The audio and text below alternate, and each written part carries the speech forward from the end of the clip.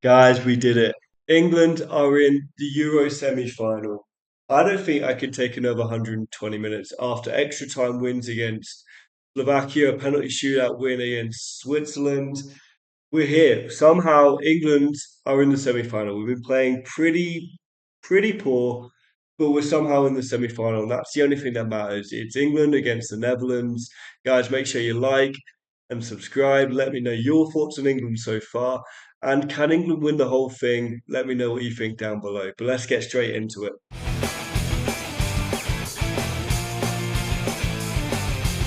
Yes, guys. So England against the Netherlands. My initial concerns with England playing against the Dutch is their height. With players like Nathan Ake, Stefan Del Rey, Virgil van Dijk, and obviously Wout Weghorst if he comes off the bench. These are players who are very good in the air. They are very physical. They love an aerial battle. Not only is it a problem, for them trying to score a goal, whether it's from a free kick or a corner, but also for us pushing up the pitch. If we have a corner ourselves, I know that Turkey scored a set piece themselves, but for England, do we have enough to be able to get past them, especially from a set piece? Harry Kane, whenever he sees a physical battle, he seems to run away from it. So we need to find a way to get around that. Secondly, creative players for the Netherlands, players like Xavi Simons, Cody Gakpo, two players who aren't afraid to try and find space in the final third of the opposition area. They love to drive at defenders. Cody Gakpo is the top goal scorer at the tournament so far. So, how do we stop them? How do we silence them from being able to create chances, from being able to score against us? And the last thing that really concerns me about the Dutch is their overall confidence. They didn't have a great group stage. They finished third in their group.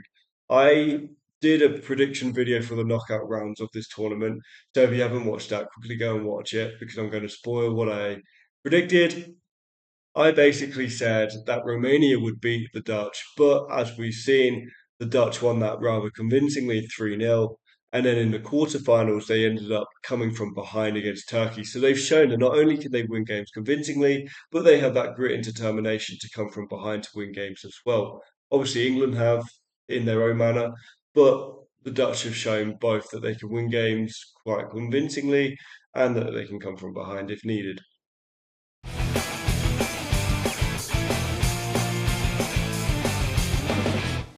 The first decision is at centre back. Who will accompany John Stones at the centre of defence? Obviously, if we're going on how we played against Switzerland, we're going to play a five at the back or three at the back, however you look at it, with Kyle Walker playing on the right hand side, with John Stones playing in the middle. And then on the left hand side, Mark Guehi is probably who I think Southgate will revert back to, who was obviously suspended for the game against Switzerland. But in my opinion, Mark Guehi has been England's best player in the entire tournament so far. He's looked so consistent. He's looked so composed, very good on the ball, but also reads the game very well.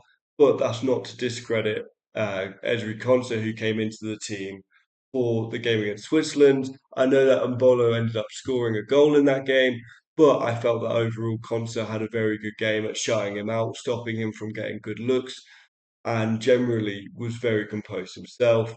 So, does Southgate stick or twist? Does he stick with Mark Guay, who I think he probably will do, or does he trust and reward Ezri Konsa for such a good performance against Switzerland? The next big decision for Southgate is in that left back. So far, we know that Kieran Trippier has been playing there because he's the player who's more fit, but we know that he's not a natural left back. He's not a natural left footed player and we haven't been able to really attack down that left hand side. It's been very easy for opposition teams to defend against us because all of our attackers come from the right hand side through Saka and Walker. But with Luke Shaw coming on against Switzerland, we know that we have an option there to use Luke Shaw. Whether he's fit enough to play the whole game or can only play maybe the second half of the game, that is a question that Gareth Southgate will need to decide on before the game. Because if we can have Luke Shaw play the whole game, it definitely gives us more options. It gives us more confidence to sort of build balls, possession down that left hand side. Can we overlap? Can we build that kind of connection with Phil Foden and Luke Shaw to cause problems down that side. But we'll have to see because Luke Shaw's not played a full 90 minutes of professional football since February. So then suddenly chucking him into a European semi-final is not necessarily what you exactly want. So the question is, does he sort of come into the second half? If that is the case, how do we keep the Netherlands at bay in the first half with Kieran Trippier? We know that he's a very good defender. He's done a very good job so far defensively, but we also know that he's not very good with his left foot. He's very much so a right-footed player. So with that in mind, it's kind of easier for Ronald Koeman and his team to kind of put pressure on him, force him to use his left foot, and generally force him into mistakes. So for Southgate, does he take the risk with Luke Shaw, or does he trust Kieran Trippier and maybe make that change in the second half? And then the last question is with Harry Kane.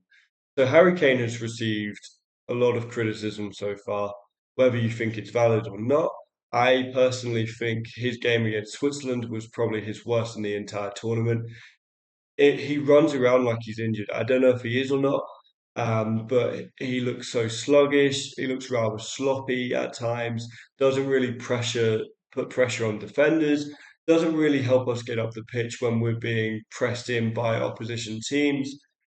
And it's a concern. It's a concern because even when we're trying to get the ball into the opposition box, every time we're getting the ball in the opposition box, it seems like Harry Kane is just sat waiting for the ball on the edge of the box, and it's so easy for defenders to defend against.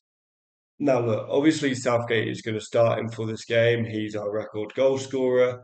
When he gets those chances, more often than not, puts him in the back of the net.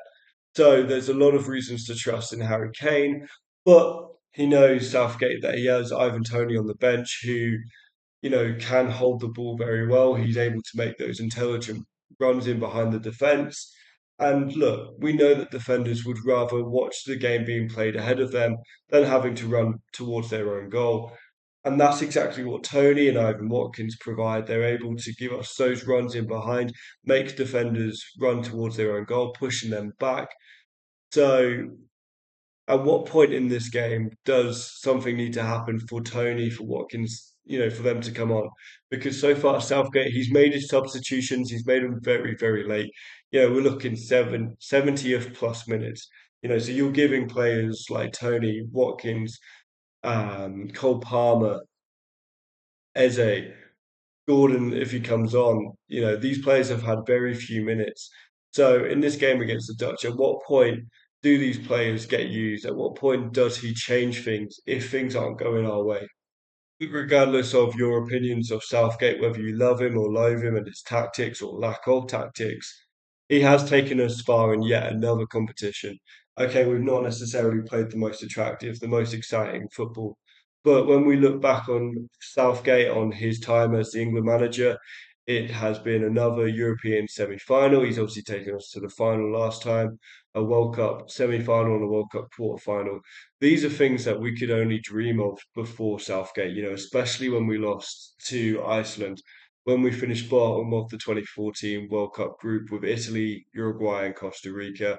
We got humbled by Germany in the 2010 World Cup round of 16 as well. So we've had a lot of terrible times before Southgate. He's come in and brought us a lot of good moments. This is likely to be his last tournament with the national team. So hopefully he can give us just something special come Sunday night. But as always, guys, let me know what you think down below. Make sure you hit the like and subscribe button. And yeah, let's hope for a good result tomorrow night against the Dutch. Peace out.